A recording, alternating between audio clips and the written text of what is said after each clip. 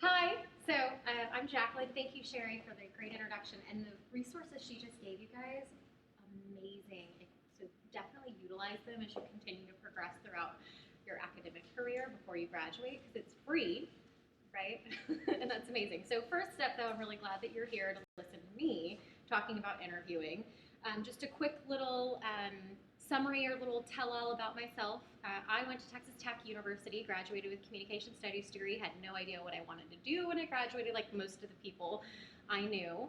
And just so happened, in an interviewing processes and procedures class that I had to take for my major, I was required to interview a company that I'd met at a job fair. Went to interview with them, they started talking, and then I'm like, do you guys do internships? They said no, and I'm like, well, would you like to do an internship? And they said, sure. Still, after interviewing them, I had no idea what they did, and accepted an internship, went there in the summer, and it was a staffing agency called Aerotech. And that was my first exposure into human resources and recruiting and interviewing, and here I was talking to people about their career, and I had just started mine and still had no idea what I was doing. But by the end of that 3-month term, they offered me a full-time job when I graduated. I had one more semester left, and I just fell in love with everything that I did. So being able to come and help people and help them through transitions and put them to work just made my heart warm. Okay, so I got to find the love of my life, which is my current career. And I hope all of you get an opportunity to do that as well. So after I graduated, I stayed with Aerotech for several years, and then I moved into a career services department with a trade school, and eventually became their national director of career services, and I oversaw all the departments. So I called them like my little mini staffing agencies. We'd help our students and find jobs, and we'd match them together, and again, I got to fill my warm heart with things that I love to do. And then lastly, I found my forever home at High Profile, and I'm a recruiter. I focus on accounting and finance now, and every day I go to work, I love what I do. So I can honestly tell you that there were other days in my life beforehand where I didn't love everything that I did, but I loved the functions of what I did. But to get there, I had to interview well. Okay, so I didn't just show up and they said, you're hired because you're cute. There was actually some content that had to happen. So that brings me here, and I've had an opportunity to present to several of your fellow classmates over the years, and thank you, Sherry, for having me back. So that's a little bit about me and why you should listen to what I say. Okay, now one thing I didn't mention, and I say it to every class that I present to, is if I could be a comedian, I would be, but about 1 in every 10 jokes, people laugh at. So, I can't do the comedian thing, but I would appreciate it if just for giggles, today you guys gave me some pity laughs at my bad jokes. It makes me feel good, we'll keep the presentation moving, I'll get my juices flowing. Fair enough? Okay, that wasn't enough of pity laugh for me. There we go. Oh, bravo, bravo. Okay, so let's start with what types of interviews we have. I would say right now you have Skype interviews or FaceTime interviews. I'm seeing that a lot. We have panel interviews. Has anyone gone in a panel interview before? No? Okay, yeah, I've got Lisa in the back saying yes. You did Ashley as well? Ashley is my counterpart at High Profile. By the way, she's our recruiting coordinator. She's joining me today, judging, taking notes. Just kidding. So we have panel interviews. Who can tell me the main difference between a Skype interview and a panel interview? Anyone want to take a guess? Wouldn't a panel be like a group of people? Yes! And a Skype interview would be? The camera? Well, here you go. Have a Starbucks on me. It pays to answer my questions. Okay, so a Skype interview or FaceTime interview, you're behind a camera, right? Just because you're behind a camera doesn't mean that you should not prepare for the interview the same way you would if it was face-to-face. Still should dress up because they can see you. You still should have your resume in front of you, and all the other tips that we're going to talk about today when we're talking about a face-to-face interview still apply to that Skype FaceTime interviews. And more companies are equipped to do those things, and more companies are doing those almost as a pre-screening method rather than having you come in and do all the rigmarole to do those steps. So as time goes on, that electronic interview is definitely happening, okay? The other one is a panel interview. We've got Megan, it was absolutely right. It's a group of people interviewing you. I've seen a group panel interview where it's a group of managers interviewing a group of people. That's really interesting because you know who you're interviewing with and what they're saying. But most of the time it's a handful of managers that are making the decision on you as an interviewee, excuse me. Lastly, oh, I love this one, the marathon interview. That's when you interview and you interview and you interview and you interview and you have to meet everyone inside the entire company and department before they, and everybody has to give you the thumbs up before they answer, yes, you can come on board. That's a really long one, but most of the time it's worth it. And then we have phone interviews and behavioral interviews. Phone interviews, very similar to a Skype or FaceTime, only they're not going to see you. It's over the phone. And then behavioral interviews, we're going to dive into what a behavioral interview is and some tips that you guys can put to bridge that gap. Okay? All right, so y'all ready to go to the next step? I love it. I can tell you guys are smart. Okay, hold on. There we go. So, a phone interview, here's some tips for a phone interview. Just like I mentioned in the Skype interview, you're going to apply the behavioral interview techniques and the face-to-face interview techniques that I'm going to talk to you about. But in a phone interview, I wanted to touch on a few things that I feel would really set you apart or at least set you up for success. So you can sit here and copy through all of these pieces, but when you do a phone interview, they're going to give you a time, and they're either going to call you or you are going to call them. So you need to make sure when that phone interview is set up that that has been determined.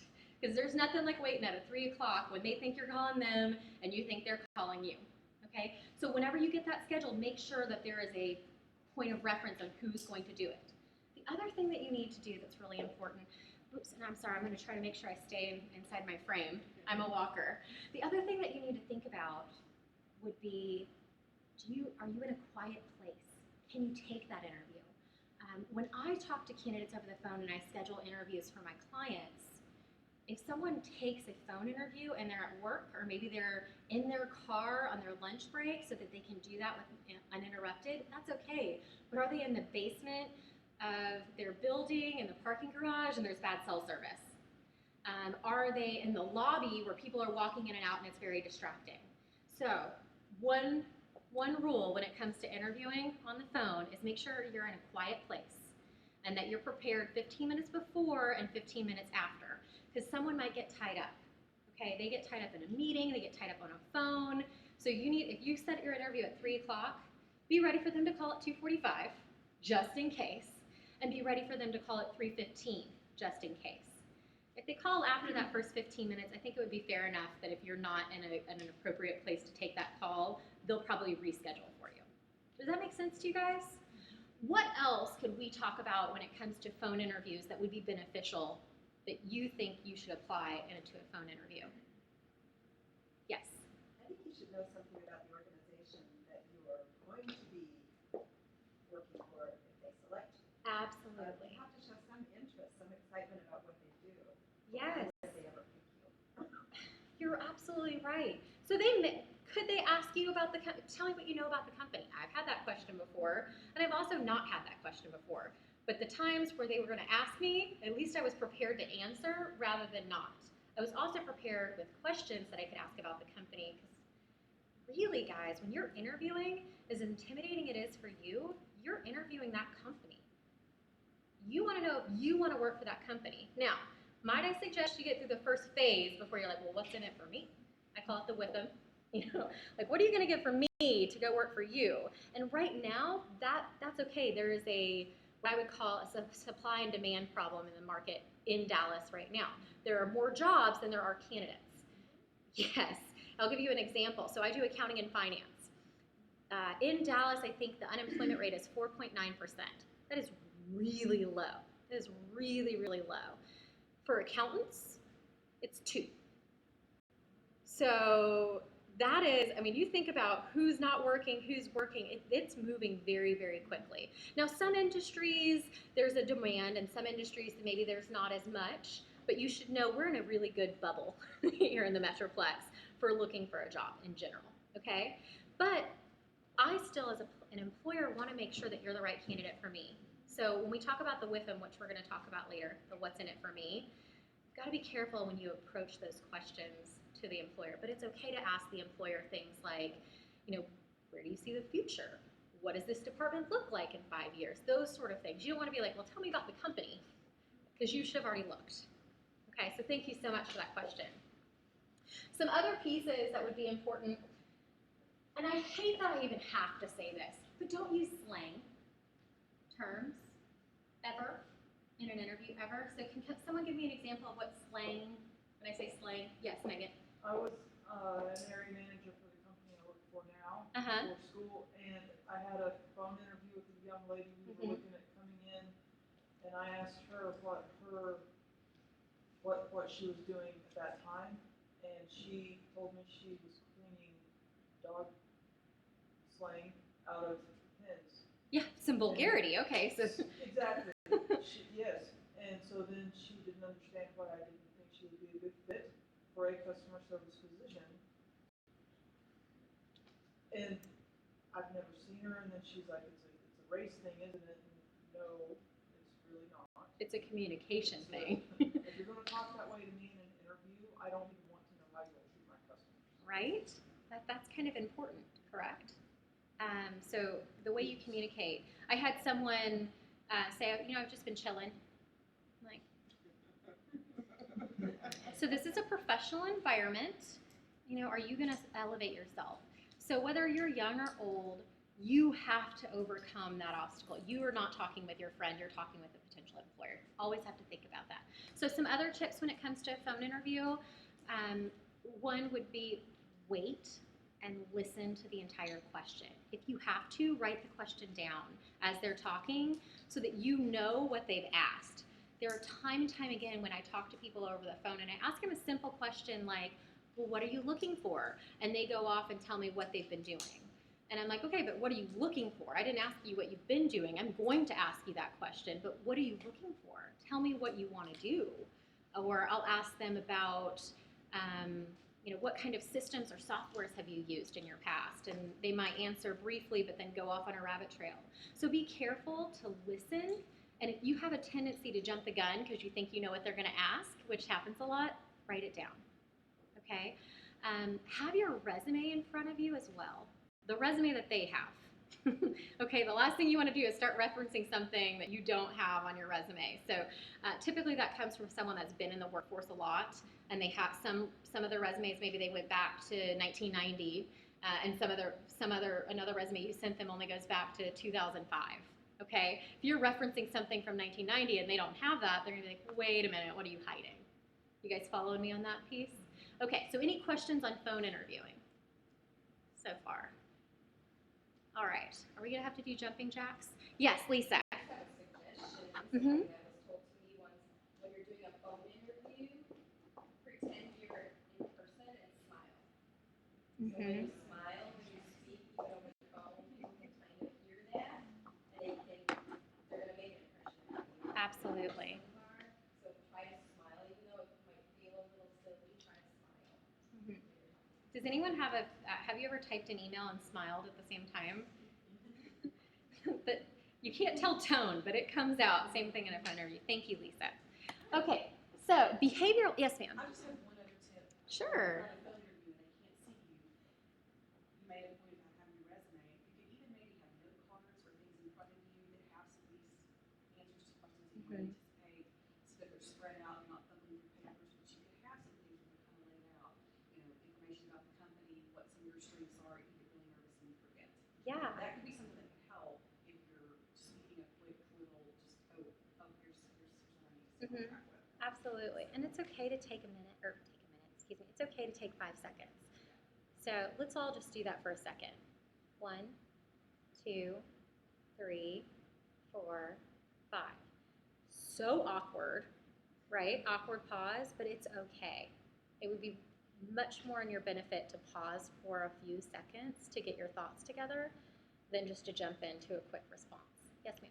And different people interview differently. So you kind of have to figure out them and what they're looking for at the same time. I don't care for phone interviews very much what they're going for. Mm-hmm. You have to listen. Absolutely. Figure out, do they want a quick response or are they good with it? Mm-hmm. Love it. Megan? When you're on a phone interview and you need to gather your thoughts, do you say, give me a moment to gather, do you just let it be dead air? I Or would do say you use a just- filler. I would suggest a filler. For example, if I were to ask myself a question like, what do you want to do for a living? When I was 18, Ooh. I'd be like, let me think about that. Respond. And or you can say, wow, that's a great question. Acknowledging the question or repeating it also will buy you some time. So, well, what I want to do when I grow up is this. So you can use a filler, but it really is okay. Now, on a phone interview, it's typically more fact-finding. Like, what are your qualifications? Do you meet the check marks of a job description? So everybody sees that this is what a job description is, and then here's the requirements. Typically, a phone interview is making sure, do you have your bachelor's degree? Do you have this certification? Do you want to work in this area? Or I suggest not talking about compensation and benefits and that sort of thing on the phone interview, but if they ask it, you're going to talk about it. You're just not going to normally bring it up on a phone interview. That's something I would say save for your face-to-face. But in those opportunities, when they do ask it, it's probably because they want to make sure that they're not going to move you forward in an interview process and you don't qualify, or you're looking for something outside of their range. Does that make sense? Okay. So, but I do want to talk about behavioral interviews because I think that they're incredibly important. Has anyone in this room heard of the STAR method? No? The STAR method. So, before I jump into that, what a behavioral interview does, when you answer the question, I keep getting out of this screen. Here we go. Okay, when you answer the question, what they want to do is predict what your past behavior has been. So you can't just say, I would do this. If I had an irate customer and they yelled at you, well, I would diffuse the situation. Okay, how have you diffused the situation? What have you done? And so that's what a behavioral interview takes. When it takes place, you are giving them specific examples of things that you've done so that they can have a prediction of what your past behavior would be to your future. Do you guys see how that lines up? Okay, so the STAR method is one of my favorite methods because I am a method following fool, okay? So STAR, it's an acronym. Y'all ready? Situation, task. So what's the situation? What's the task at hand? Action. What did you do? What was your part in the situation or task? And then what was the result? So situation, task, those are kind of the same thing, action and result. So in these behavioral interviews, you have to paint a picture. So if I have to tell someone in an interview that I was in a room and it was green, and that made everybody in the room very happy because it was a happy color, and when I had to deal with them in this situation, this was the result. But I had to tell them the room was green, and because the room was green, it was a proven fact that it made everybody happy, whatever it may be. So I know that's a silly example, but I want you to understand that the more detail you give in that scenario, as long as it answers the question, is the best way. So let's talk a bit about situation or task. So I think one of my favorite questions is when someone says, tell me a time where you've dealt with an irate customer. Because I think in probably every situation that we deal with, there's some sort of customer interaction, some sort of customer focus. You know, it could be, if you're a childhood development, it could be a parent and you're talking to them about their child. Maybe the parent's upset. That would be synonymous with an irate customer or something along those lines. So let's talk about that. Who has a situation where they've had to deal with someone that was upset or disappointed in a service that you had provided? Okay, I'm gonna go with Sapphire over here. Almost called you Emerald. Okay, so what was the situation? I was cashier at Target. Okay. Cashier at Target. And something wasn't ringing up for the price that was advertised on the sign, Okay. and they escalated really quickly about that. How did they escalate? They were just automatically like being, I guess, argumentative and like Aggressive? Yeah, very aggressive. Loud? Well, yeah, loud. Okay. Before we even got to like acknowledging that it was even a problem, really. Mm-hmm. And so I just was like smiling and, oh, it's okay, like, it'll just take a second to figure this out, we can change it, it'll be fine. And, calling over to the department. So you had to call over to the department? Yeah, we saw the sign, it was an old sign from a previous sale from the last week, and so we changed the price for them, and it was fine. Okay. They just got really up in arms really fast, and so. All right, so that's great. That would be one of those stories where it's like, okay, I know I can use this story to answer that question, right? And so now you can practice how you're going to respond to that. Because when you're firstly, you're like, wait a minute, you're going to ask me what it is right now? I'm on the spot. What's going on? So let's rewind what that situation, task, action, and result was. So I'm a clerk at Target. I have a customer that's buying a product, and it's ringing up for more than what was advertised. That customer became very agitated, very loud. So immediately I told them, let me call the other department, let me find out what's going on, we'll get this taken care of for you. I call the other department, it was an old sales sign, we went ahead and discounted the rate for them, and then once that was discounted, they paid, and it was diffused. Situation, task, action, and result. All of those pieces are inside that story, so I'm not, as an employer, wondering, well, what did you do? Or how were they upset? Those things, answering those questions before they even get a chance to answer those questions or ask you those questions, that's where you want to be. Does that make sense? Does everyone kind of see where those pieces are and they lie together? Okay, so let's talk about another question. Tell me a time where you failed. Who has a story that they could talk about with failure? Anybody? I failed. I'm not ashamed. Okay. Well, tell me in a STAR method. Tell me a situation, a time where you failed. I was in charge of publishing the sale ads for the storage company, and I missed the deadline, and so our sale did not happen.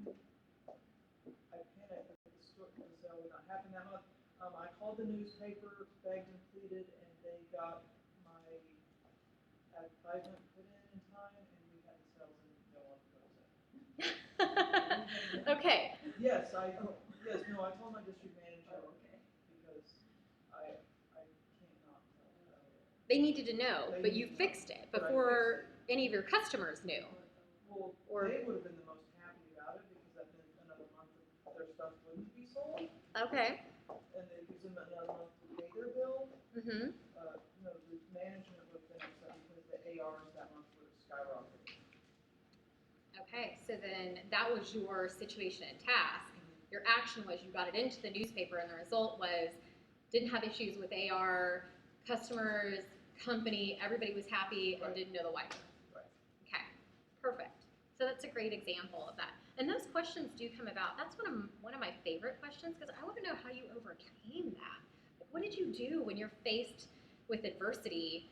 Because no one likes to fail, and no one likes to talk about it either. But I'm curious, like, how did you overcome that? Because ultimately, sometime, someday in your career, you're going to experience something like Megan did, if you haven't already.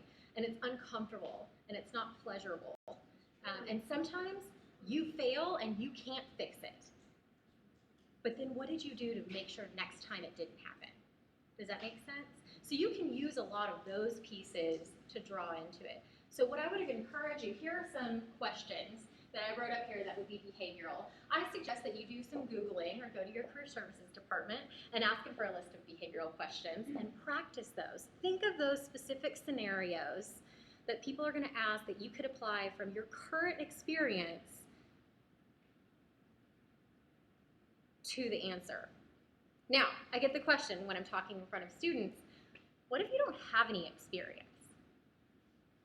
Like, when I'm Maybe some of you work jobs in high school. Maybe you're working right now. Maybe you're like, I wait tables, or I'm a busser, or I'm a cashier. How does this apply to me? I really don't have a lot of scenarios to say. Well, think about it. We have, we have a staff buyer over there that, cashier at Target. She had a situation. Think about this, providing excellent customer service or cash handling. When you are a waitress or a cashier, you have to be able to, you're responsible for the till at the end of the night, right? That's very responsible. You are directly responsible for the impact the customer feels about that company. That's a big deal. So, but let's say you don't have any work experience, or they ask you a question, you're like, I can't answer that with something that I've been through, okay?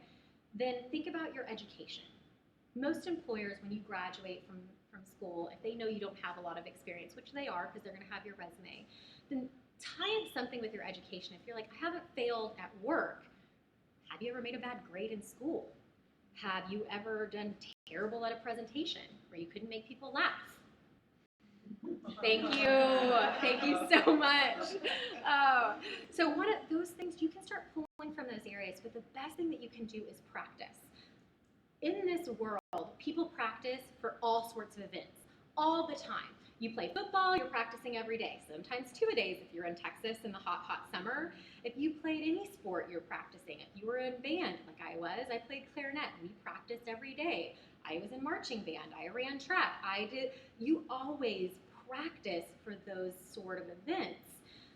If you are in yearbook and you practiced your writing, you had to edit it, why in the world would you not practice for your interviews? One of the most important things in your life is impacted, and I would wager, and I'm just making up this statistic, 9 out of 10 people don't practice before they go in there. But at any sport, you wouldn't just show up and say, okay, I'm going to do awesome today. Do you guys follow me on that thing? So when I suggest you look at these questions and you think of scenarios and you sit in front of a mirror and you're like, okay, this is what I'm going to do. And you answer that question and you can stare yourself in the eye, I guarantee you when you look at that next employer and you're doing an interview and you're answering that question, you have good eye contact, you're confident about your answer, you're not stumbling and fumbling over your words and what I'm going to say, and those pieces are really going to make you feel better about yourself. Okay? Everybody feel good about yourself right now? Because you're all wonderful. Okay, so I'm going to move on from behavioral interviews. Any questions on them? Okay, and I should add, a behavioral interview questioning could be done over the phone, could be done in person, so be ready for it anytime, okay? All right, so, interviewing trivia. Are y'all ready for some trivia? So, what percentage of women negotiate their salaries? And what about men? Anybody? What would you say out of women and men, how many women, what's the percentage negotiate their salary? Yes, Alexa. 30% of women negotiate the salary offer. Okay, what about men? 90. Brittany? Something high? Okay, so the answer, women, 7%. And men, you're welcome, men 57%. So when they go into the interviews and they interview and at the end you get this offer letter and they call you and they're like, Sherry, we love you, you're perfect for our job, we want to offer you X. And most women, 93%, according to this study, are like, yep, okay, and that's okay. Do you want to know the why? No, I want to know when these numbers came. Where they come from? When were these numbers?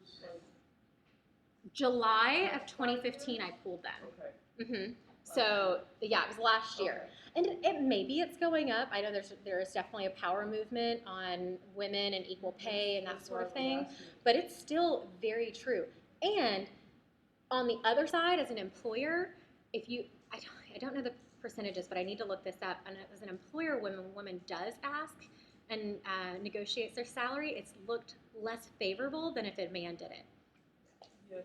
So you are, as a woman, you are always running that uphill battle. But what's the worst thing that can happen? They say no? Okay. Why not? Why not ask? But here's my high horse on this one. If you were going to ask for more, you better have a good reason why. And this is not a good reason. Well, I did my budget, and I need to make $60,000 to live the life that I want to live. Not my problem. That's your problem. Because I didn't make $60,000 when I graduated college, okay?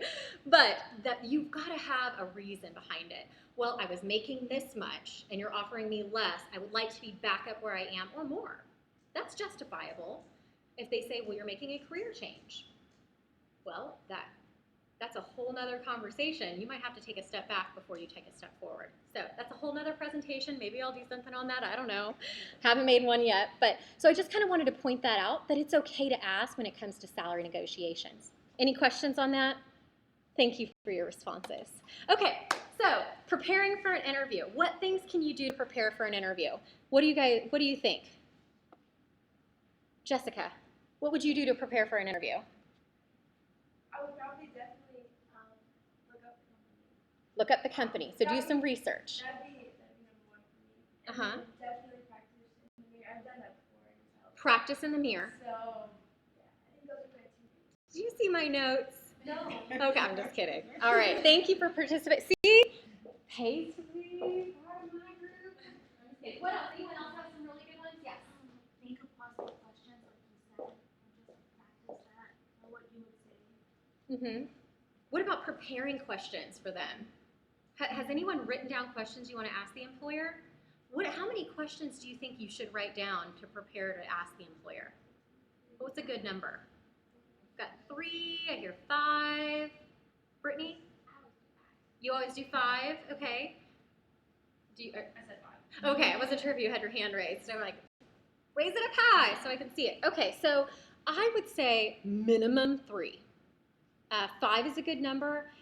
If I'm going to an interview, I want to write down more because more than likely they're going to answer a significant amount of the questions that I have, and I want to be able to ask them so they know I'm interested.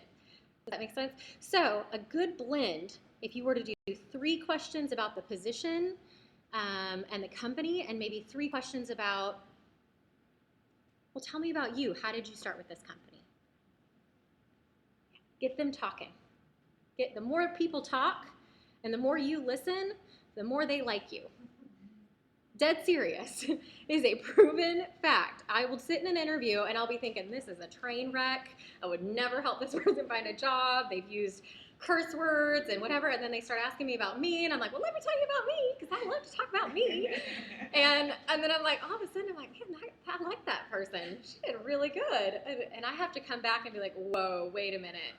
That's because I had an opportunity to talk, and so I'm putting my own, I call it a halo effect. I start projecting myself onto that person, and that's not, as an interviewer, it's a really bad thing. But for you guys, you should know that because not everybody else has been interviewing for 10 years. Does that make sense? Okay, so let's talk about some other pieces that you guys can do.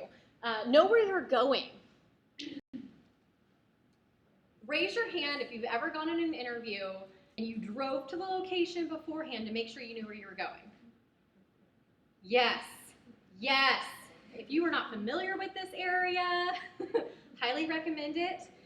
Even if you're not, just knowing where you're going the next day, when you actually go in that interview, if you run into traffic or you run into problems, you leave late, your anxious level is way down here because you know what you're doing. Versus, crap, where do I park? And I missed the turn, and what's going on? And now I'm going to be late. And then all of a sudden, you walk into that interview, and your blood pressure's rising. You're not calm anymore. Your mind is going like this instead of just being cool, calm, and collected, and able to present yourself in the most professional light. So drive before, if you can. People are like, well, it costs a lot of money for gas. Look, you're not going to have any money if you don't have a job, okay? That's my response. Is it a good one? Okay, that's what I tell my cousin. Okay, so we already talked about researching the company, preparing some questions. Know the information on your resume. There is a significant amount of people out there that I would say, let's call it embellish their resume a little bit. So if you put something on there, you better darn well be able to back it up. I'm an accounting and finance recruiter. So when I talk about, tell me about how you closed the month. Tell me about month-end close. I'm not an accountant. I'm a communication studies major. I've never closed a month in my life. I know more about it now recruiting.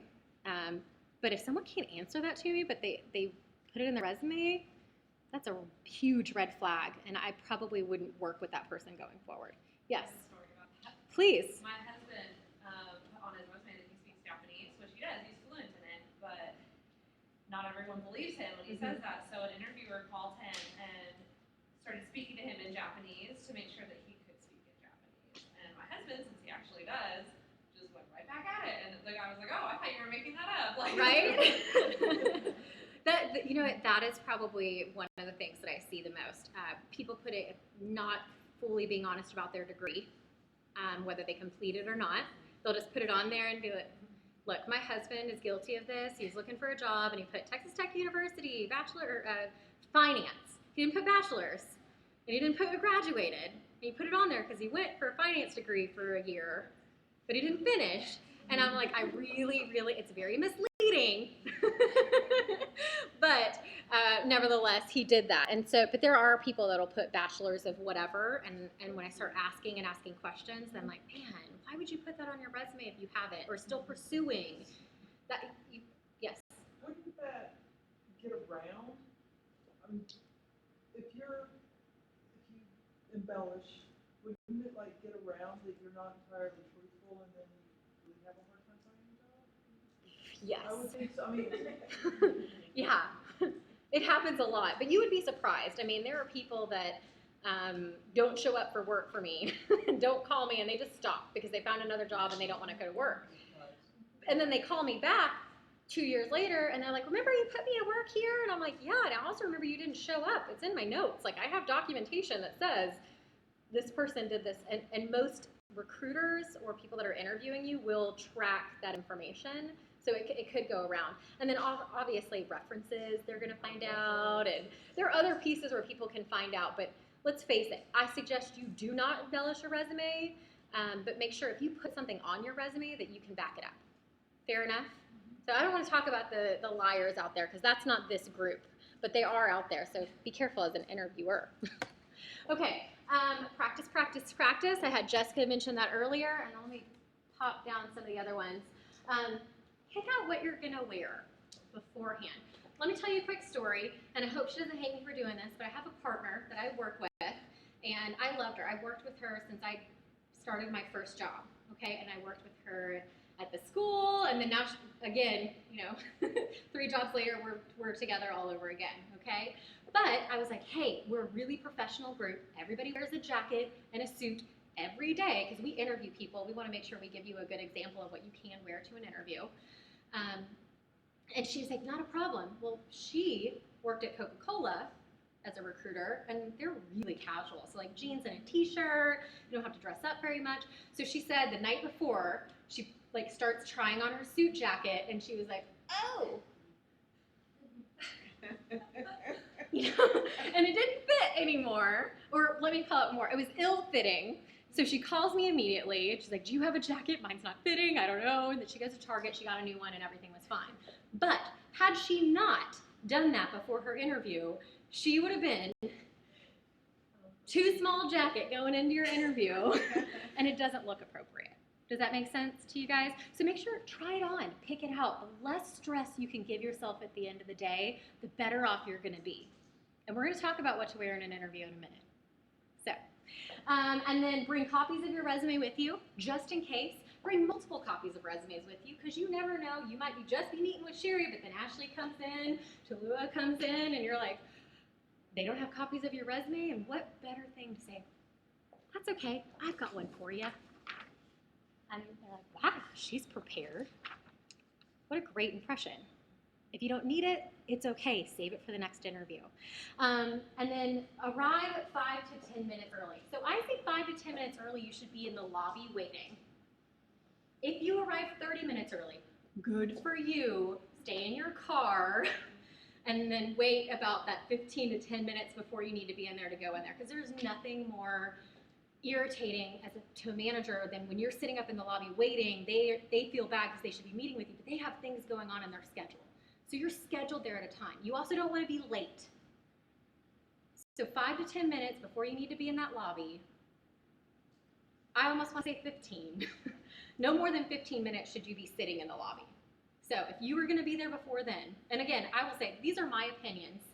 What's expressed here is simply what you want to take and leave whatever else you don't want. Everybody has opinions, but I would say 15 minutes beforehand you should be in the lobby. But anything before that, stay in your car, stay outside, don't go in. Use the time to prepare yourself mentally, that sort of thing. Okay? Any questions on preparation? I love it. You guys are amazing. So, interview trivia. The question, what percentage of recruiters have hired someone using LinkedIn? And, I mean, if y'all don't get this, I'm just going to stand. Anybody want to answer? Yes, Josh. 89%. Did you guys pull that out? I'm so impressed. One, because you're actually looking at my presentation and my really cool diagram. But yes, this came off LinkedIn. As of right now, 89%, if you are a recruiter, you have hired someone from LinkedIn. I love it. If you don't have an account, you need it. And you should start it now, not when you're looking. Yes. So is there like a whole nother presentation on LinkedIn? Yeah. In fact, I did that one last year. It's okay. I'm sure I'll do another one, and it's really good, and I could talk about LinkedIn for an hour and a half. So here's my quick little synopsis of LinkedIn. 1, you need an account. 2, you need to be active. 3, don't wait until you start looking, because the last thing someone wants is a whole lot of invites from you and a whole lot of messages because you need something. So start now. Start building your network. Make sure you have a profile picture. Make sure you have content, because recruiters can't find you if you don't have anything listed. If you hold on a second, I gotcha. I might answer your question.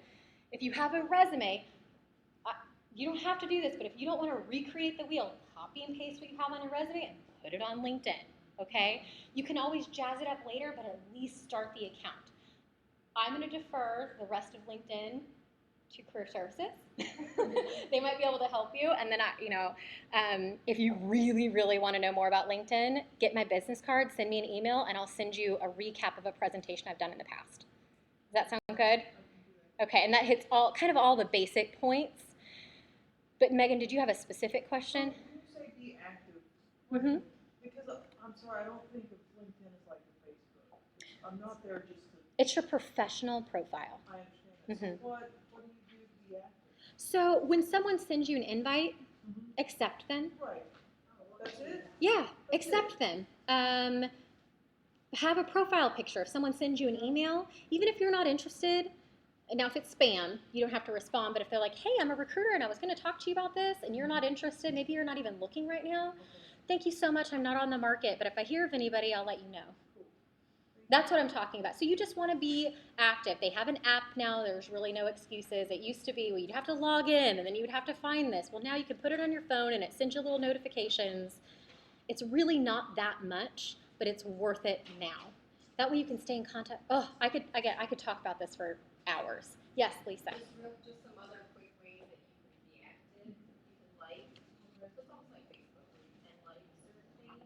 You don't want to like everything. You don't want to be the person where it might just be like but like the things that are really say something to you or maybe related to your professional goal. Join groups, and you can participate in discussions with those groups. All of that shows up. There's all kinds of groups. So no matter what your major is, no matter what industry you're looking for, there's probably a group out there that's related. There's probably a group connected with your professional association. I'm hot. Lots of opportunities there. Perfect. Thank you so much. But again, if you want to take my business card before you leave and you want that recap, I'd be happy to give it to you. And then you've got a wealth of knowledge right here sitting in this room too. Okay? So let's talk about during the interview. Who wants to give me some tidbits about what you think you should be doing in the interview? Sit up straight. Ooh, let's talk about body language. So, here you and I, Megan, we're going to interview, right? Okay. I got your resume, normally there's a table, maybe, who knows? Let's say I'm the interviewer and I'm like this. What does that say to you? That you are relaxed I'm and pretty, you may not be that into the interview. maybe, okay. Don't put words in their mouth, but basically, no, I'm just kidding. But based on the body language, I may not that into the interview. But what that tells you is that you too can maybe be a little more relaxed. Okay? Because they're not going to judge you if you're like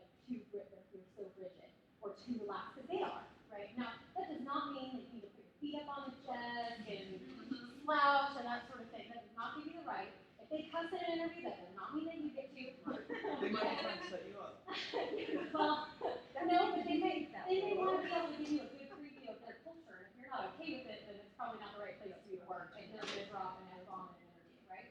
Now, if I'm another interviewer and I'm sitting up like this, and I'm engaged and I'm leaning in, what does that say to you? That you're into the interview and you like to hear what I have to say.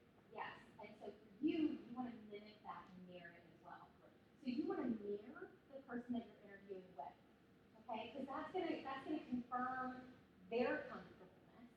I made up a word. That's gonna confirm them, and then you will be their like. So it's all about making people like you. So if you are different, you want to be more similar. Does that make sense? You guys follow me? That does not mean that you can just be like, sure, I won't be. No. But that does mean that maybe you can sit back a little bit and cross your legs rather than being in your interview chair. You guys follow me on that? Perfect. For those that were at home watching, I'm sorry. Okay, so during the interview, posture, body language, what else is important? Yes? Smiling and just having a friendly demeanor. Yeah, that's important. It's really important. People want to be liked, and they want you to like them, and if you are not happy, don't be unhappy here. What do they say now? Ain't nobody got time for that. It's going to be a real short interview. Yes, Jessica? Don't talk too fast because I have a bad habit. Yes. I have a bad habit in general talking too fast. So that I'm glad you brought that up, Jessica, because there is a difference with millennials and the job force. So typically you're interviewing with a manager. Typically you're interviewing with someone that may be a little bit more mature or has been around the block a time or two, right? And then all of a sudden if you start talking like this, and maybe your friends can understand you, but they can't, they're gonna be like, I can't handle this person. Slow it down. Know your audience. Just like you would be engaged and leaned in an interview, your communication style is exactly needs to be like the other person.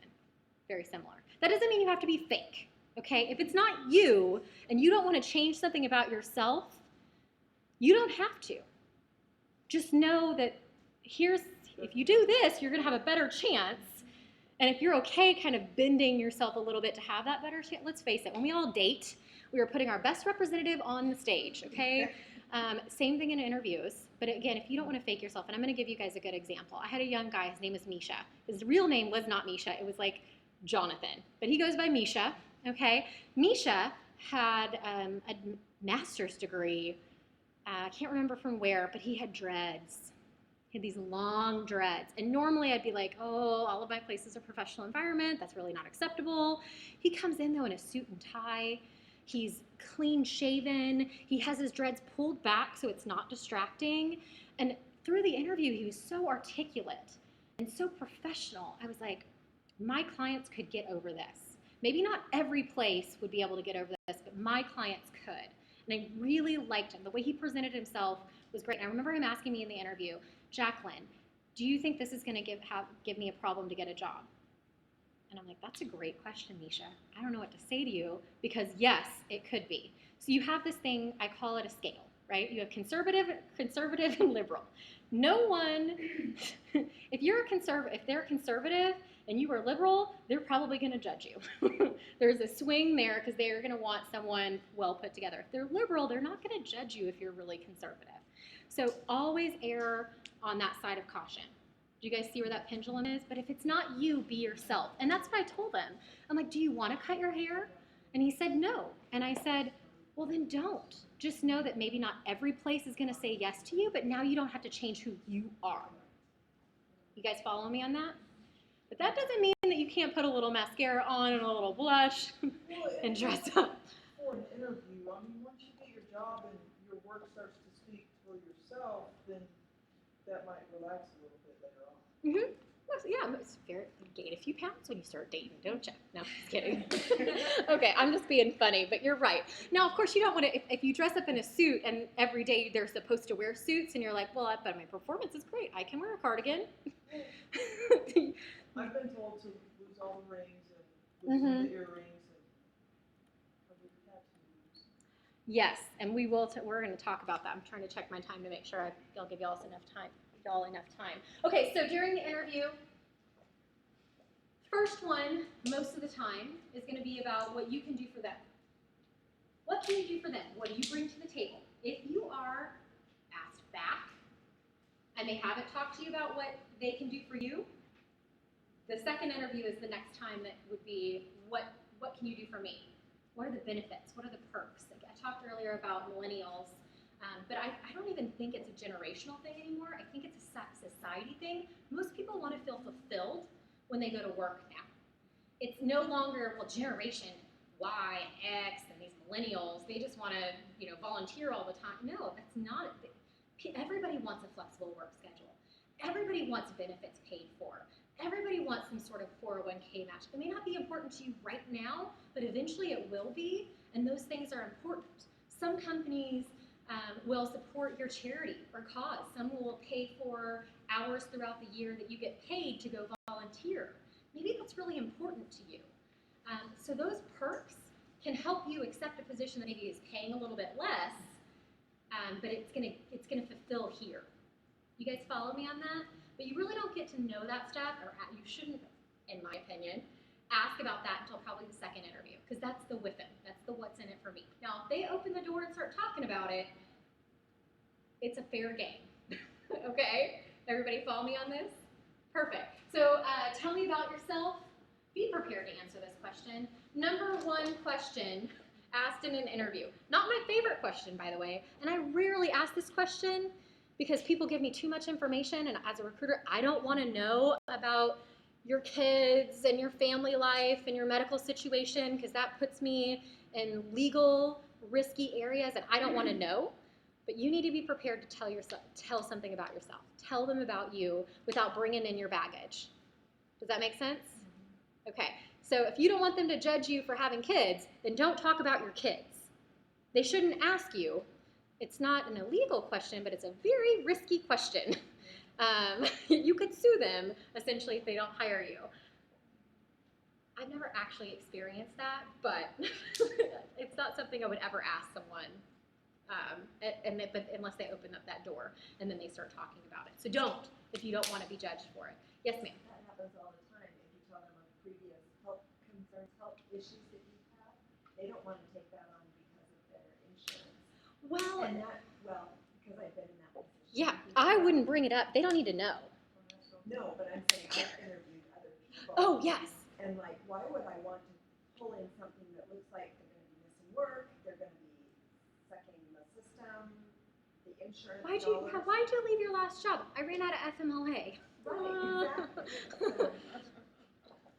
I can't be like, did you fix it? You're right. So you don't want to put it out there unless you have to.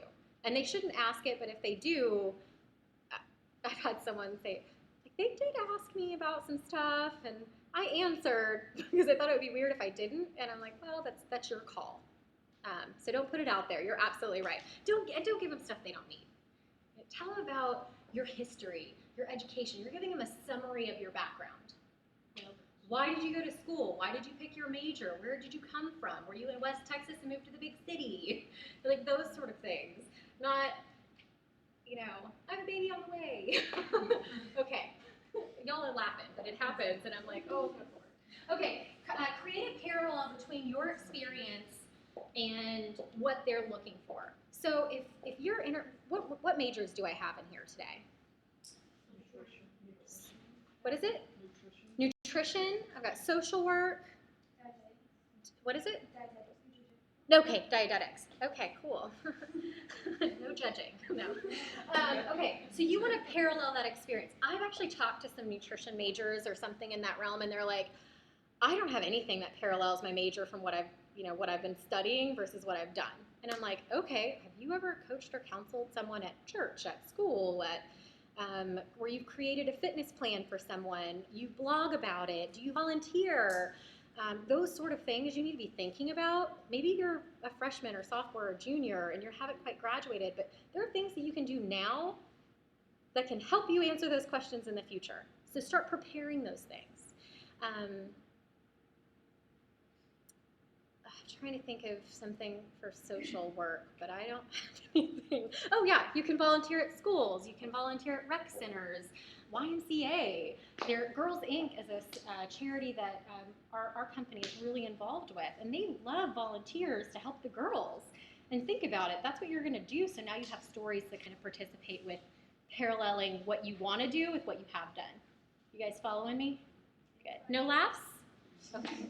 Yes, Ashley. There's a website, I think it's like volunteer.org or something, where they'll, in the whole metroplex, well, actually any city that you're in, you can go there and then volunteer at any sort of event. So whether it's an event coming to Dallas, you can volunteer to help them out, whether it's organizations like Girls Inc. and things like that. It's definitely out there. Thank you, Ashley. Appreciate it. So just a few other hit points that I want to talk about. One, it's not my favorite question. You're going to be asked it. Be prepared to talk about your strengths and weaknesses. I get this response. Oh, it's so hard to talk about myself. Well, great. You're in an interview and you're trying to sell me, so get used to it real fast, okay? So go take a Strength Finders test. It's a Gallup test. It'll give you your top 5 strengths. I think it's like $20. And now all of a sudden you can be like, well, I took a Gallup test called Strength Finders, and here are my top 5 strengths, and this is how they apply. I'm like really, really impressed as an employer that you would take that kind of initiative, and it's only $20. It's probably a good return on your investment, right? Now you can get all of them for $100. I don't think you need to find out, which one you're worst at. Just get the top 5. So if you don't know what to say, then think about that. Ask your current manager or supervisor what your strong suits are. Ask your professors. Ask your best friends. If you don't know and you can't figure it out and you can't articulate it, ask the people that like you to tell you what you're great at. 1, it's a great morale booster. And 2, they're going to give you the answer that you need. Okay? Second thing is weakness. If you have a weakness, which everybody in this room does, you need to be prepared to answer that question. Because when you don't, the mind of a recruiter or hiring manager is, what are you hiding? Like, are you not self-aware enough that you are deficient in an area? That does not mean that you need to give them your laundry list, Brittany, of all the things wrong with you and they need to know about it. Nope, just one.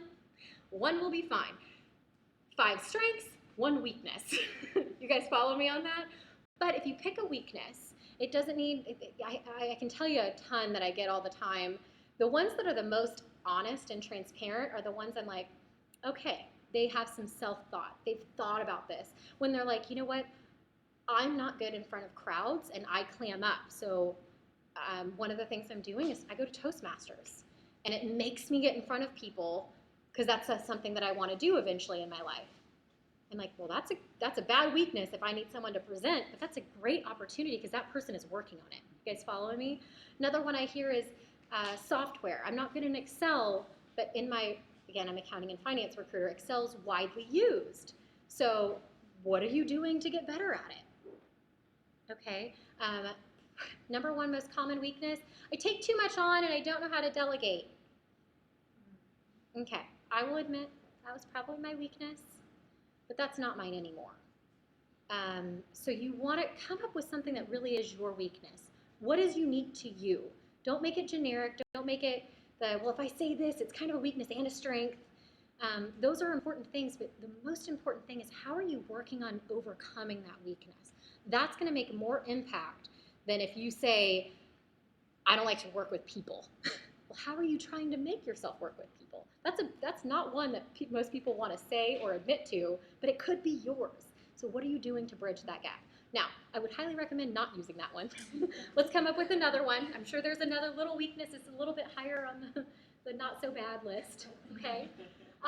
Don't ramble, stay on point and ask the questions that are presented. So we talked about this in the phone interview piece. Listen to what they're asking you and answer the question appropriately. There is nothing more frustrating when you were sitting in an interview and you were trying to pull information out of someone and they continue off on these stories that go for miles and you have to pull them back on. Because at that point, I'm going to stop asking you questions because I want to be done. Do you guys see that? So listen to the question and answer it. If they don't ask you a behavioral question, by the way, you can still answer in a behavioral way. Does that make sense? So maybe they didn't phrase it the right way, but now they don't need to know you know the STAR method, but they'll be like, oh, wow, she answered all of my questions for that one. Moving right along. Okay, all right, perfect. And then I think when given the opportunity, ask questions. So we've already talked about that. So the next piece, interviewing trivia. Let's make sure nothing's gonna pop up on my screen. Ha, okay, Josh, I got my eye on you. Okay, so what percentage of workers who currently have a job are actively seeking or open to new jobs? Anybody? Yes, Andrea. She's like, I want some Starbucks. 70%. I think you're not quite there, but it's 51%. And I pulled this off of LinkedIn. So this is a LinkedIn study. We all know statistics are halfway made up anyway, so who knows? But you can see they broke it down male and female, 40% female, 60% male. They broke it down by age, those sort of things. It's kind of a cool thing to look on. Not everybody is always looking. I sometimes when I ask people, I'm like, so why are you on the market? I'm always open to opportunities. I'm like, why would I want to put you somewhere if in 3 months you're going to be looking for something better? You guys follow me on that? So if you are looking, it's okay to be looking for another opportunity because you never know really where your next step is going to lie. But hopefully the job that you accept when you interview is the one you want because you interviewed the company. Like we talked about earlier, it's not a one-sided thing. It used to be, but not anymore. Okay, so after the interview, I get this question. What should we do? Thank you cards, email. Without reading my content, what do you guys think? Thank you card or email? The old-fashioned way. The old-fashioned way. What else? Anyone else have an opinion? You can't read my shirt. Josh? Card? Jessica? I would say card too. Card? Card? Anybody email? Lisa, email? I think it can go either way. Only in your I will say that too. So as a hiring manager, sometimes we're making pretty quick decisions. So if I interview you and that night you write a little email, Mm-hmm. perfectly appropriate. But you need to think of it like your cover letter and make sure it's written well, spelled correctly. Spell my name correctly. Yeah. There have been times when I've gotten the thank you card after the decision. Mhm. Not that it's necessarily influencing the decision, but that's why I think an email is perfectly fine. Perfect. Thank you. Connect the person with the email, It- if it just happened. Uh-huh. If the company's just interviewed 4 At the people, beginning or the next day, perfectly acceptable. yes. So I totally agree. You read it up here. I say both. Do both of them if you can. 1, you don't know how fast it's going to happen. 2, who doesn't like getting mail? Right? I mean, I can get a thank you email and I'm like, oh, that's sweet. I move right along. But if I get something in handwritten that you actually put a stamp on, I'm like this person. It's just a natural reaction because you took time to write that. You actually put it in the mail the day you interviewed to make sure it got to me within 2 days. Don't wait a week. It is snail mail for a reason, and that's why the email is so important because that's that's instant gratification, and then you almost follow up. You could say, I know I sent you a thank you email, but I really felt compelled to say thank you for your time. I know how important it is. A time is for a manager like you managing a blah, blah, blah team. And then say something specific that came to you from the interview. Okay, maybe they mentioned something in the interview about what they're looking for, or you can say, actually, I'll give you an example. There was a young lady that interviewed in our office for a sales position, and I was really on the fence about her. I was like, meh, she's okay, not my favorite, meh. But she wrote me a handwritten thank you note, and in there she said, one of the things that I appreciated the most was your comment about blah, blah, blah. And I'm like, maybe she did listen to me a little bit more. It tied me back to that interview. It made me like her a little more. Which is exactly what needed to happen. So it pushes someone over the edge. So if it's between Jessica and Erica, and Jessica sends me the thank you email and a thank you note, she's over the mountain. She's hired. Not that Erica wasn't bad. You guys could have the exact same skill set, but I might go with Erica because I want a high-touch team. I want someone to do that. Does that make sense, guys? Any questions about that? Because that's really important. That follow-up piece is important. People also ask me, Jackie, how often should you follow up? I would say one of your questions in the interview, write this down. When are you making a decision? How would you prefer that I follow up with you? Via email, phone call? When would you like me to follow up with you? Hopefully they'll tell you, but if they don't, this gives you an opportunity to write it on your calendar and make sure that you do. Shows that you have follow through, and then you're not bugging them. Every day is bugging. I would say an email and a phone call is okay if they don't respond. It's okay, I would say once a week to do something until you get a response. Unless they say, stop it. But anything more than once a week is too much. It's almost, it's either like too desperate or like they don't have an answer they would have told you kind of thing. Okay? All right, so interviewing trivia. What percentage of recruiters plan on using social media for recruiting? Any guess, Tallulah? I mean, you got a 100 chances to be right. So 60%, 94%. So social media is going to include LinkedIn, Facebook, Twitter, Pinterest. Yes, I don't know about Snapchat. I'm into that, but I haven't done anything on Snapchat yet. And what am I missing? Instagram is something too. But I've seen Pinterest, LinkedIn, and Facebook are probably the most. And I took a piece of trivia off here, and it was recruiters use LinkedIn more to find candidates. Candidates use Facebook more to find jobs. And I know Facebook, most people are like, oh, I don't want anyone to know about my personal life. Well, first of all, that's a whole nother presentation, an hour and a half that I can talk to you about social media, but I'm not going to preach to you today.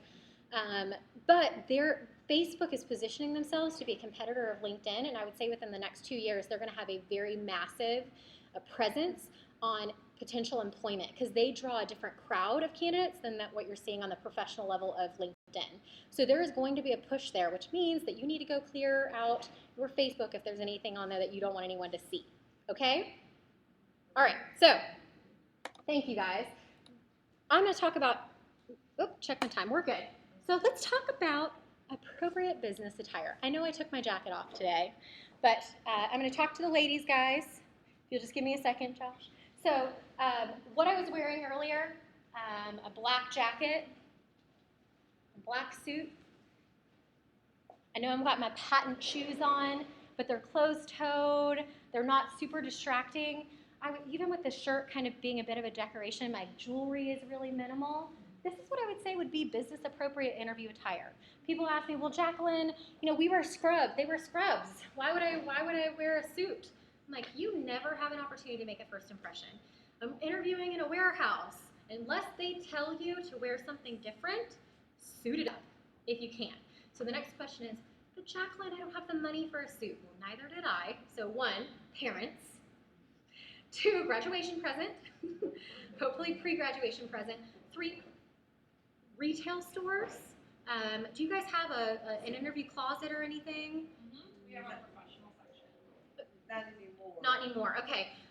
So there, Goodwill. There's resale shops. There are places that you can get a cheap suit, where you don't have to spend a whole lot at Target. There's those websites on Facebook now where you can rent people's clothes.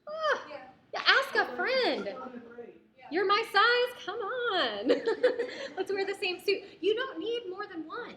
You can wear the same black suit and change the shirt and no one knows the wiser. Let me give you a tip though. If you wear a suit, make sure that it is pressed and not wrinkled. Make sure that it is not ill-fitting. We don't want a fat man in a little coat. Thank you.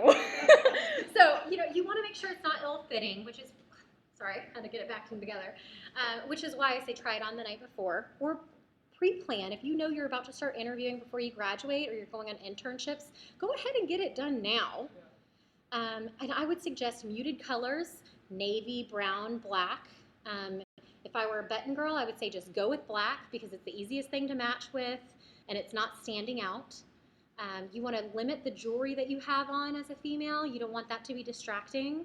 No one in here has crazy hair color, but obviously I know that new trend is in where it's like you fade it all like blue and lavender, real cute, not cute in an interview, unless that's where you want to be. And maybe you're a creative person and that's acceptable, but so know your audience, right?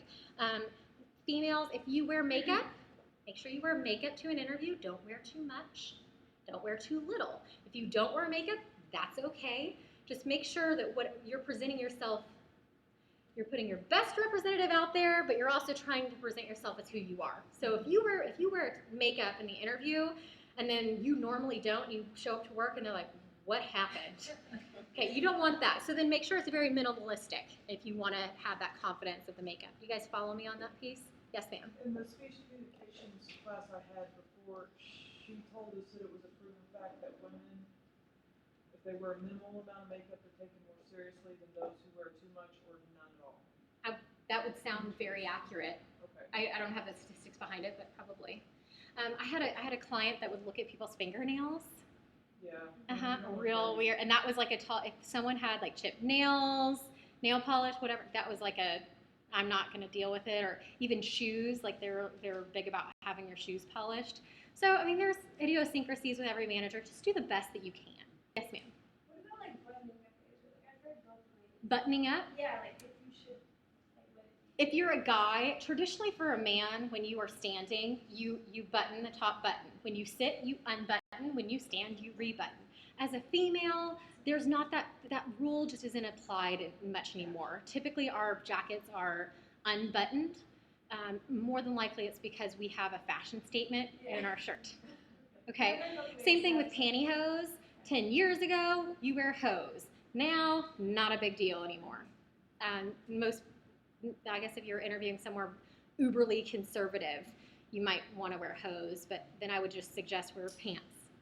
I've had clients that were like, no pantsuits for women. I'm like, okay, what? I'm like, I'm not wearing a skirt every day, but that's their dress code, so that's something that you have to deal with. Some other things, make sure, women, that your upper area is covered. I would not be saying this if it did not happen to me on a consistent basis.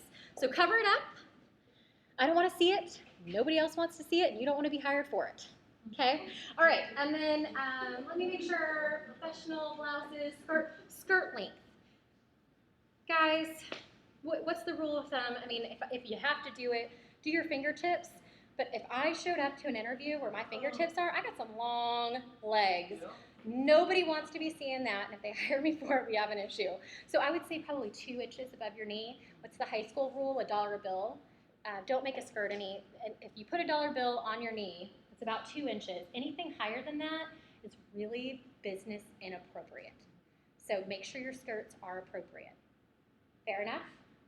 Okay, perfect. Guys, I have not forgotten about you, Josh, but conservative 2-piece suit, long sleeve shirt. Gosh, it drove me crazy. My husband wouldn't wear a tie. I'm like, you look so good, and then he wouldn't wear a tie. I'm like, it's completely incomplete. I'm like, just put the darn tie on. You know, maybe the next interview, if everybody's dressed down and they're like, hey, take the tie off, buddy, then take it off, okay? But the first time, wear a tie. If you wear a tie, make sure it's not wrinkled. That was another thing. I was like, iron your tie. He had like a crease right here. I'm like, you are a professional. What is wrong with you? Make sure that your belt and shoes match. I know it's a little thing, but black belt, black shoes, brown belt, brown shoes. It's the little things that people are going to see. It's the attention to detail too. So we hear that a lot. If you look at any job description, in there it's going to say great verbal and written communication skills. It's also going to say great attention to detail. And those are soft skills, but if you come in and you look a mess and not well put together, what do you think that says about your attention to detail? There you go. That doesn't mean that someone's always going to judge you for it, not hire you for it, but why give them a reason not to? Any questions on dress attire? Okay, perfect. So, I have another interviewing trivia question. What percentage of jobs are found through networking? Anybody? 70%? It's 80. 80% of jobs are through networking. So we've got about 5 minutes, and I just want to kind of tell you a few pieces. If you can find a job through your network, that is the best way to go. Recruiters are there, staffing agencies are there to help you. We're supplemental to your search efforts, but networking is really important. So who you know, who you meet with, all of those pieces, I would recommend keep in contact with those people. And where do you think the best way to do that is? LinkedIn. There you go. So stay in contact with your classmates that might get a job where you want to get a job, and now they can talk to you and hook you up with their manager. Do you guys see where that goes? So networking is really important. Yes, ma'am? Applying for a nursing job? I would say everybody should. Everybody should. Even if you don't think you need it, you should have it. It's not going to hurt you. It can only help you. There are recruiters that look for nurses, and maybe they can't find where your resume is posted, but if you have your LinkedIn, they're going to be able to find you. But if you don't, that's one avenue they're not going to be able to find you. And 94% of recruiters are using LinkedIn as a resource, so why would you not? And I'm including healthcare recruiters. Okay, you follow me? All right, so I want to quickly go through this. We've talked a lot about this, but interview questions asked by an employer, interview questions asked to ask an employer. I've given you a lot of examples already of this, but I wanted you guys to have an opportunity to write some down. So remember, tell me about yourself. What do you consider your greatest strengths and weaknesses? These are things that we've covered. How does your job work experience relate to the job? What motivates you in a job? Why should we hire you? What do you know about my organization? What are your short and long-term goals? Those are just some examples that people may ask you. Google top asked questions in an interview, okay? And be ready to answer them. Some questions to ask employers. What qualities are you looking for in a person to fill this position? Those are great questions if they haven't told you it already. So don't ask if they've already told you, okay? Attention to detail. Why is this position open? Why would you want to know that? Because if something happened with the previous person, or if... Megan, it's open. The last person we had resigned. We've had a significant amount of turnover in this position. I'm like, what is wrong with the manager? Why? Do I want to be the next person on the chopping block? Did they create a position? Is it new? Was there a need for a new position? Yeah, growth opportunity. If it's a new position, maybe they're going to create more in the future. Maybe someone was promoted. So it's good to know. Absolutely. Where can a person go?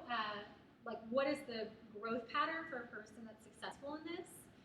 I'm gonna get on my soapbox, and actually I probably should answer this question in 3 minutes. But look, just because you have a degree does not qualify you to be a supervisor or manager unless you have previous supervisory or management experience.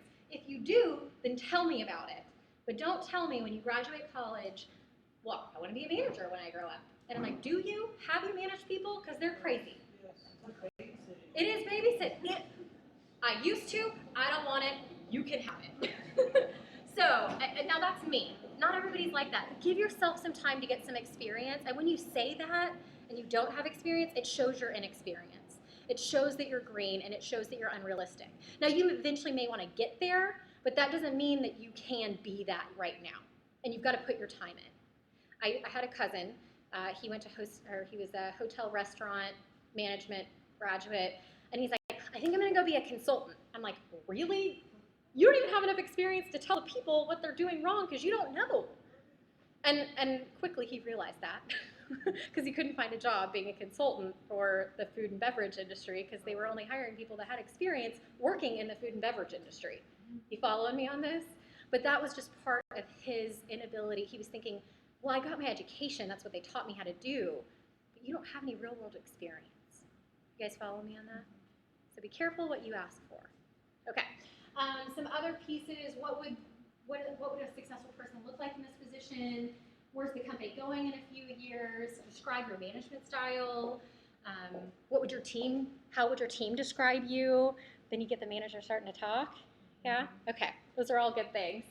And then here's some things that, because I'm a recruiter, I'm going to get on my soapbox. I've already attached a few of these, so forgive me. But the first one, be direct and confident. not arrogant. You do not know everything. Don't tell me that you know everything. There's a difference between confidence and arrogance. If you don't know what that difference is, then I would talk to your friends and practice your interviewing questions, okay? The next one, be positive and stay away from criticizing. So I had just recently a client interview a candidate, and she loved them. They were great, but they talked so bad about every one of their employers that it just turned them off. They're like, I don't want to be the next one on her list. She's perfect for the job. She had all the qualifications, all the experience. The presentation was perfect, except for that. And nobody wants to hear someone complaining, especially a new employer, because if all you do is complain about the places you were and what was wrong with them, what is wrong with you? Is what I'm thinking in my head. I'm like, I wonder what they were thinking about you. Now, I can't ask them that. But that's what I think. Yes. And I have a son who's recruiting for a university for the dean, and that's why they do the social media. They do Twitter because they want to see every little comment that they're making Oh, yeah. about whoever and whatever. People will Google you. It happens. So even if you think you're private, you need a whole nother presentation, guys. Okay, watch your grammar and vocabulary. If you are interviewing with if you're interviewing with a recruiter and say you want to be a nurse, you have all of these technical terms that are abbreviated and using that with me, but I'm a recruiter and I'm not a nurse, I don't understand what you're saying. So spell it out unless you're talking with someone that's industry specific. Cool. And then watch those grammar. If you say something that's wrong, like you conjugate a verb incorrectly, correct yourself. Because you could just skip on it and be like, hopefully they didn't notice that. But they did. So if you say, hopefully they didn't note it, well, I can't even make myself talk incorrectly. I do all the time though. Oh, when I said comfortableness, right? Oh, spoke a wrong word, sorry. Because I know I did, and that lets you know that I know. Does that make sense? Rather than it's a mistake. Did you hear something I said earlier? Oh. Thank you so much. You have no idea how much that touches my heart because you know I'm a comedian.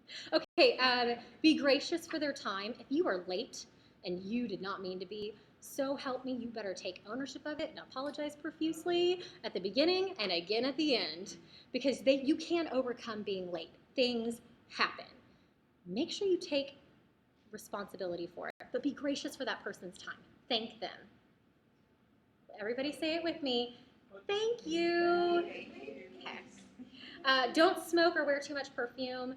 Guys, most people go into an interviewing room and it is small and it's condensed, or they're in their office and people still smoke. And if you do, that is up to you, but I will tell you there are more and more employers that are not hiring smokers these days, and they can discriminate against you for it because it is not a protected class. So if you are a smoker and you want the job, that's that pendulum I said, conservative and liberal. No one's going to judge you because you're not, but they are because you are. So don't come into my interviewing room smelling of smoke because you had a cigarette in your car before you got there because you were nervous, because now that's all I smell and I'm just trying to get out. And that sucks. Same thing for perfume, men and women. Just don't take it on. Just a little squirt. Don't do it. Please do not spray yourself when you get there.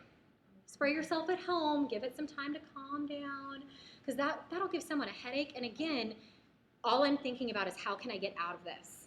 And I'm going to interview you. I'm going to give you the minimum amount of time, and then I'm going to leave because I don't want to be in that room. Has anyone experienced that before? Yes. It's really bad. Let's go back and taste it. Yeah, it's gross. I already told you all about I want to be a manager, not a supervisor. And then the last one is realistic compensation expectations. I'm going to leave you guys with this, and I'm going to open it up to questions because it's 4 o'clock now. www.glassdoor.com. Go create an account. Go review your current employer. They do not spam you. You will start getting emails every day and every week, and you can just say unsubscribe, but you can have an account. Has anyone used Glassdoor before? Okay, so what it is, it's basically an area for people to be honest, anonymously about employers. So to be part of Glassdoor, to be able to look at the content they have, they say you have to review a former employer. of yours. So once you do that, then you can become a member, and then now you have access to what other people have said about other employers. So now you know, you can read about what their interview process was. How much does a specific position pay on the average, high and low? What they talk about with the culture. What are the leadership initiatives? Are there leaders following those initiatives? So it really gives you a really good idea, and it's not all bad. Sometimes you look at reviews and 80–90% of them are terrible. Well, sometimes you're just getting on Glassdoor and you may not be unhappy, so you're going to see some pretty good ones, and that will give you the best realistic expectation of what you can expect from that employer without actually calling their employees and finding out. Does that make sense? So Glassdoor.com, highly encourage you to get it. Use the same username and password you have on LinkedIn if you want to, so you don't forget it. But it's a really cool area. And it's also going to give you some salary expectations. But guys, be realistic with your salary expectations. If you're entry level, you're entry level. Be open, because you can always make more in your career going forward. So just because your professor says a person in this field should be making X doesn't mean that you're going to make X starting off. Okay? So that was it. It's 4 o'clock now. I know we started a little bit late, but what questions do you guys have? Anybody? And we have about 1 minute for questions. Someone else, I'm so sorry. Someone else needs to use this room. Oh, so goodness. We have about a minute. 60 seconds. I know we answered a lot, so anybody? We're good? Perfect. Thank you guys so very much. Don't leave yet. I have a few things Do we to stop do. broadcast?